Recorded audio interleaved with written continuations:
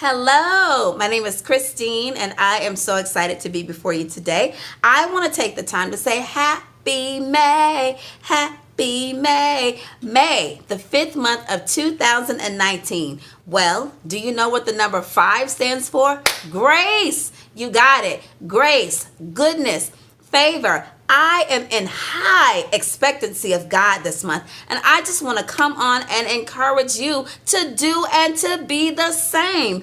Be in high expectancy, the breeding ground for miracles, for God to show up and show us who He truly is. And so, I just wanted to come on today and just kind of give you a few words of encouragement. Encourage your heart. Let not your heart be troubled.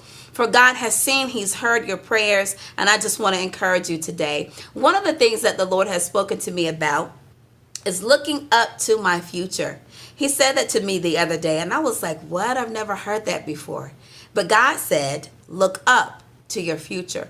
A lot of times when you think about it in retrospect, sometimes, throughout the day, and I know for me personally, I've had moments where I've kind of like literally had my head down, maybe to the left, I'm looking back, at things and kind of pondering and what has happened, and maybe some things that you didn't want to happen, some things that made you upset, that broke your heart, that were disappointing, or whatever the case may be. A lot of times you're doing this, and when you're looking down, you're actually to the left, and I'm thinking back like, okay, well, yeah, I remember that, and I didn't like that or whatever. But God said, look up to your future. And it makes me go, wow, God. Okay, so looking up to the future, there's a different mindset altogether. Literally, there is a different positioning when you do that. When you look up to your future, there is a different position. And so God just began to encourage me in that. And He's been speaking a lot of different things to me. And I want to encourage you today. And so with that being said, I want to make sure that you understand too, in order to look up to your future, you've got to give up some entitlements.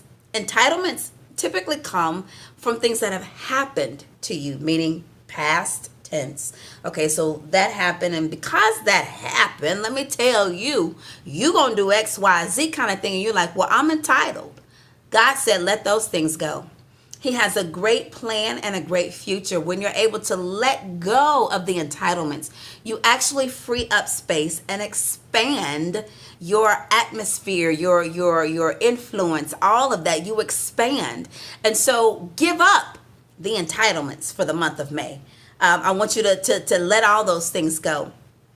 God says you've got to be able to make room for you. You've got to be able to do that. How do you make room for you? That literally means you got to stop what you're doing. You got to take some time for you. You've got to be able to listen to you. You've got to be able to hear you, to feed your soul what is right, what is healthy, what is pure, what is good for you. You got to be able to love you, okay? That's very, very important, and taking care and minding who you are. Take some time to really, really know you.